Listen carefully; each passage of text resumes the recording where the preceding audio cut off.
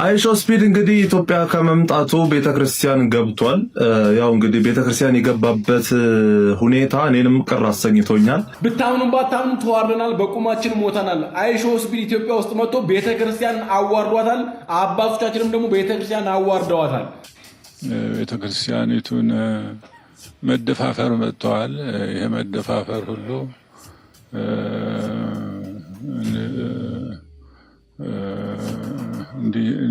እንዲታገሱን በእውነቱ ይሄ ነገር እጅግ ያስቀይማልና። ግን አባቶች ቢያንስ ምን ችግር አለ?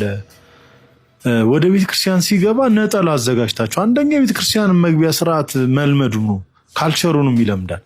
ሁለተኛ እንደዛ እንደ ስቴዲየም ሲዘልበት ተው የሚል እንዴት ይጠፋል? እኔ አይሾ ስፒድ ምንም ጥፋት የለበትም። ጥፋት ያለው እኛው ጋር ነው። ምክንያቱም ምንድነው እዛ ጋር ጫማህን አውልቅ ብለው እንዳስወለቁት ሁሉ ነጠላ አምጥተው ተረጋጋ ብለው አረጋግተውት ነጠላ ለብሶ በስነ ስርዓት ቀስ ብሎ መሄድ ይችል ነበር። አቤቱ ደግሰው አልቋልና ከምድርም ፍቅር ጠፍቷልና ብታምኑም ባታምኑ ተዋርደናል፣ በቁማችን ሞተናል። አይሾ ስፒድ ኢትዮጵያ ውስጥ መጥቶ ቤተክርስቲያን አዋርዷታል። አባቶቻችንም ደግሞ ቤተክርስቲያን አዋርደዋታል።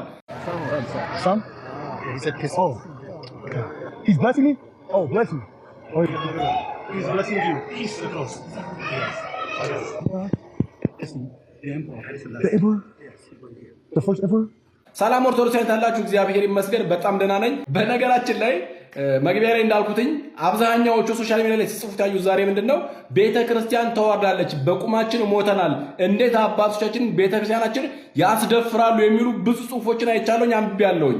ነገር ግን ነገሮችን በፖላይትሊ ማየት ይገባል ብዬ አስባለሁኝ። ቢያንስ አንጻራዊ ሁነን ምናልባት ልጁ የራሱ የሆነ ዓላማ ወይም ድብቅ አጀንዳ ይዞ ሊሆን ይችላል፣ እኛ እሱን አናውቅም። ግን እንደ ቤተክርስቲያን የምትጠቀመው ምንድነው? እንደ ሀገር የምትጠቀመው ምንድነው? ልጁ ሲያጠፋው ነገሮች ምንድነው የሚሉትን መመርመር መቻል አለብን። ልጁን ላያችሁ ሲገባ ቤተክርስቲያን ውስጥ ሲገባ ጫማውን አውልቆ ነው የገባ። which means በጣም የሚደነቅ ነገር ነው። ምክንያቱም ስርዓታችንን አልጠሳችሁም አባቶቻችን ማለት ነው። ነገር ግን የወጡት መስቀሎች ግን አንድ ጳጳስ ሲመጣ እንጂ አንድ ፌመስ ሰው ሲመጣ የሚወጡ አልነበሩ።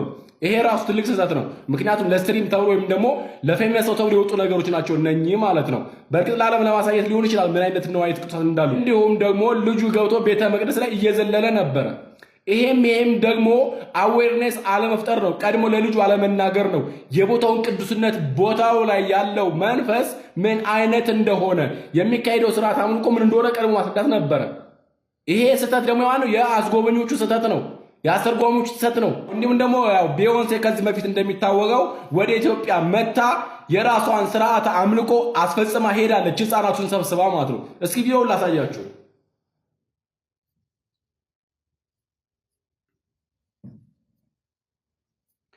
ያው እዚህ ጋር ቪዲዮ ላይ እንደምትመለከቱት ቢዮንሴ መታ ኢትዮጵያ ውስጥ ህፃናቱን በአደባባይ ላይ ሰብስባ የፒራሚድ ቅርጽ ወይም ደግሞ የሰይጣን አምልኮ ስራ ስታስፈጽም ነበር።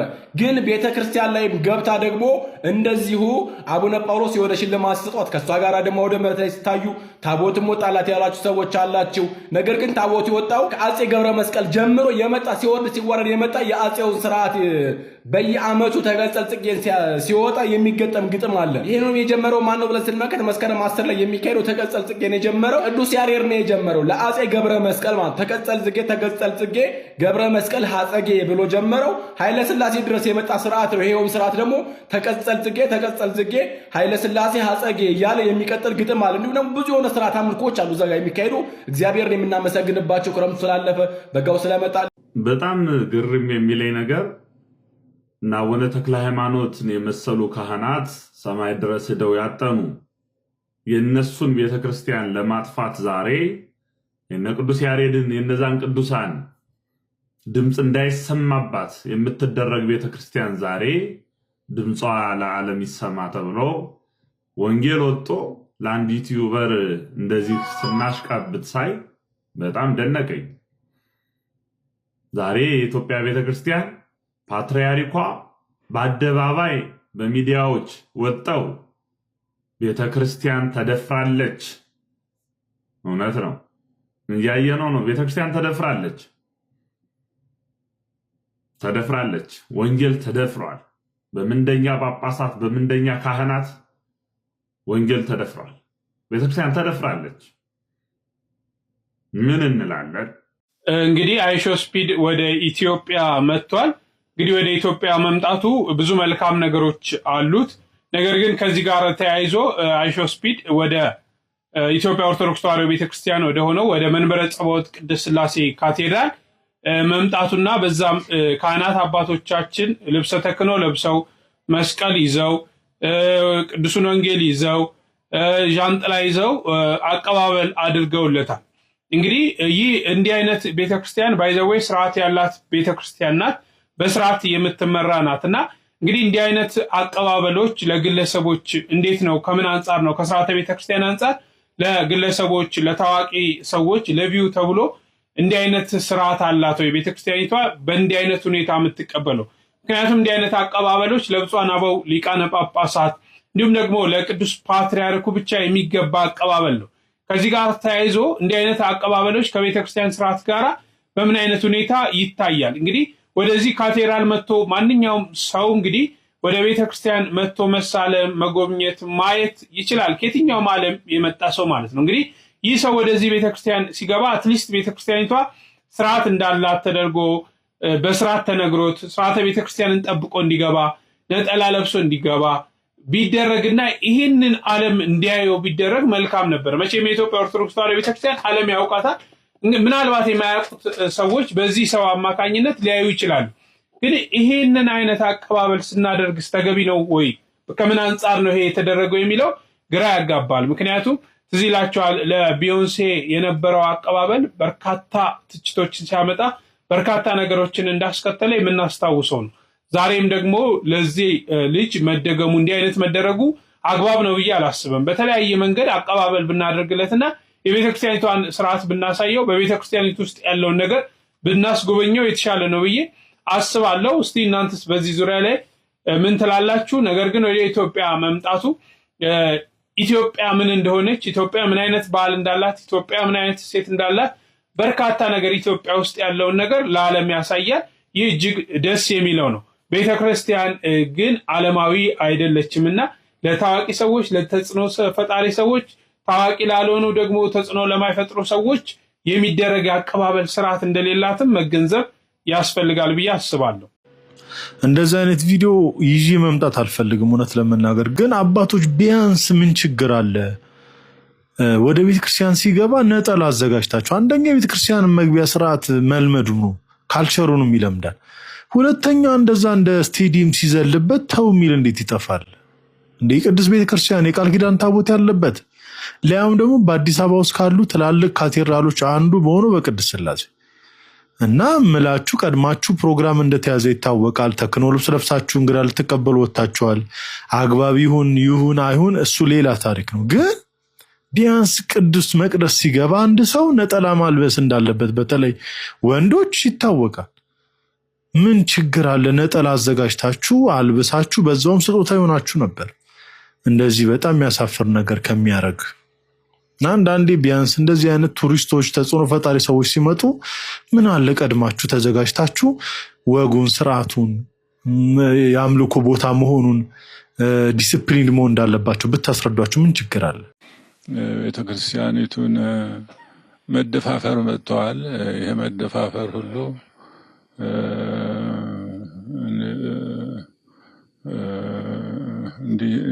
እንዲታገሱን በእውነቱ ይሄ ነገር እጅግ ያስቀይማልና ቤተክርስቲያኒቱ ክብሯ፣ ልዕልናዋ የሃይማኖት ተቋም ናት እና የሃይማኖት ተቋም መብቷ መጠበቅ አለበት፣ ልዕልናዋ መጠበቅ አለበት፣ መከበር አለበት እና ስለዚህ ጸሎታችንንና ልመናችንን ወደ እግዚአብሔር ማቋረጥ የለብንም እና መበርታት አለብን፣ መጽናት አለብን። ጠንክረን ቤተክርስቲያኒቱን ማስከበር አለብን። መብታችንም መከበር አለበት።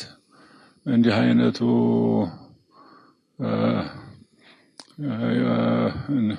እንደምናየው ትንሽ መደፋፈር መጥቷልና ያው እንግዲህ ከእግዚአብሔር ጋራ እኛም ብንሆን እንደው በተቻለ መጠን ቤተክርስቲያኒቱን ማስከበር መጠናከር አለብን። የሀገሪቱን ሰላምና አንድነትም እንዲመለስልን በሁሉም በኩል በዝቷል። ነገሩ ሁሉ በዝቷል። መከራው በዝቷል። ችግሩ በዝቷል። ስለዚህም ሁላችንም እስቲ ወደ እግዚአብሔር መጸለይ ነው። ከኛ ምን ይጠበቃል? እንግዲህ ያው ነው በጸሎትና በምህላ ሰላማችንን እንድናገኝ ማድረግ ነው የሚያስፈልገው። አልዋሻችሁም፣ ትንሽ ደንግጬ ነበረ። ቤተክርስቲያን ላይ የሆነ ሰዓት ላይ ታቦት ወጣ እንደገና እያልኩኝ ዋት ምናምን እያልኩ ነበረ። ግን ከገባ በኋላ ትንሽ እንጣጥ ብላ ነበረ። ግን በጣም ኤነርጂ ከምኖሩ የተነሳ ነው። ቪዲዮ ያሳያችኋለሁ። የሆነ ትንሽ ዱብ አለ። የጠጣው ቡና በጣም አክቲቭ አድርጎታል እና ኤነርጂ በጣም እሱ ደግሞ ኤነርጀቲክ እንደሆነ ታውቃታላችሁ፣ ምን ያክል ኃይል እንዳለው። በቃ ላይ ቅልብልብ ነው የሚለው። ለዛ ነው የተለየ ነገር ያደረገው ነገር የለም። በቃ ነው ዱብ ያለው እና ኤነርጂ ስለነበረው ነው እንጂ የተለየ ነገር የለውም። ከዛ ባለፈ ያው ከቦታ ቦታ ቶሎ መንቀሳቀስ አለበት። ስትሪሙ ያው ጊዜ ስለሌለው ምናምን አንድ ነገር ያህል ጣጣጣ እዛዛ ነው የሚለው እና የተለየ ነገር የለውም። ሂዝ አክቹዋሊ በጣም ሪስፔክትፉል ነው፣ አክባሪ ምናምን ነው። እንደዚህ አይነት ነገሮች ላይ ብዙ የተለየ አክት አያሳይም። አይሾስፒድ እንግዲህ ኢትዮጵያ ከመምጣቱ ቤተክርስቲያን ገብቷል። ያው እንግዲህ ቤተክርስቲያን የገባበት ሁኔታ እኔንም ቅር አሰኝቶኛል። እኔ አይሾስፒድ ምንም ጥፋት የለበትም። ጥፋት ያለው እኛው ጋር ነው። ምክንያቱም ምንድነው እዛ ጋር ጫማህን አውልቅ ብለው እንዳስወለቁት ሁሉ ነጠላ አምጥተው ተረጋጋ ብለው አረጋግተውት ነጠላ ለብሶ በስነ ስርዓት ቀስ ብሎ መሄድ ይችል ነበር። ባህሪው እንደዛ ይሄ የመሯሯጥ ይሄ አለ አይደለ ወጣ ያለ ባህሪ እንዳለው ስለሚታወቅ ተረጋጋ። ይሄ የተቀደሰ ስፍራ ነው፣ ቤተክርስቲያን ነው፣ መንፈሳዊ ቦታ ነው። እንደዚህ መቸኮል እንደዚህ አይቻልም። ረጋ ብለህ ሂድ፣ ረጋ ብለህ ሂድ። ሰውየው ስፖርት እንደፈለገ እየተዝናና ነበረ። እግሩን ሲያደርገው የነበረውን አይታችሁ እየዘፈነም ነበረ ቤተክርስቲያን ውስጥ ማለት ነው። አካሄዱ ምናምን በጣም እየጮኸም ነበረ።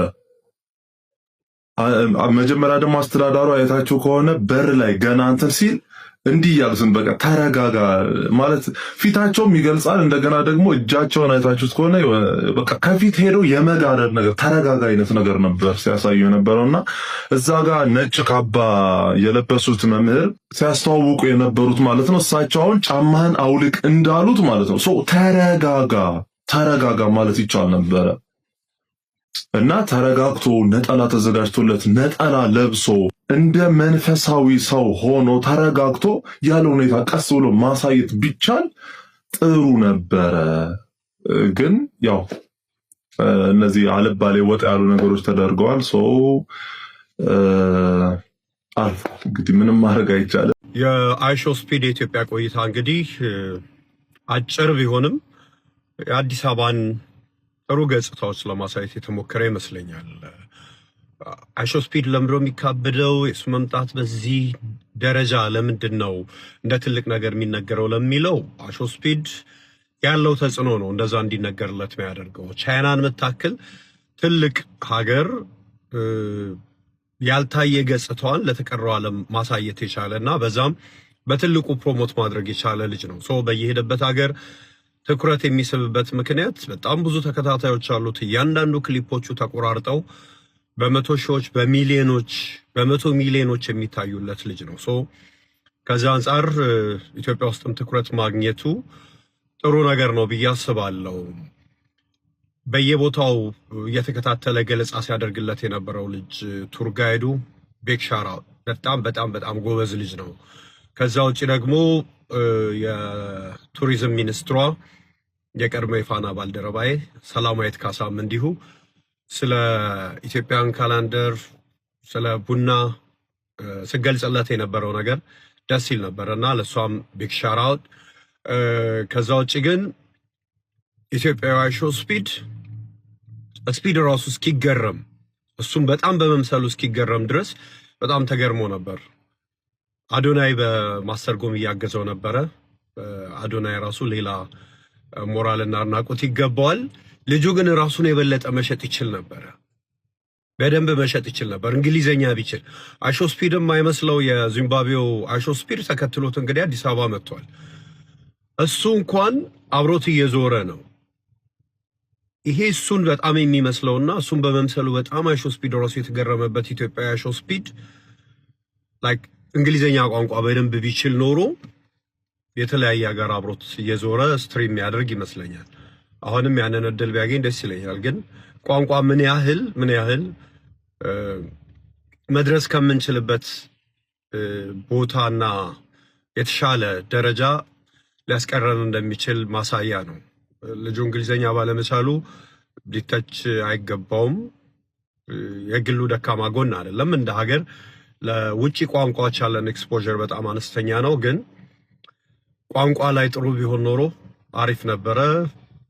በአጠቃላይ ግን የአይሾ ስፒድ ኢትዮጵያ መገኘት አዲስ አበባን በተወሰነ መልኩ በጥሩ ጎን ገጽታዋን ለማሳየት የሚጠቅም ይመስለኛል።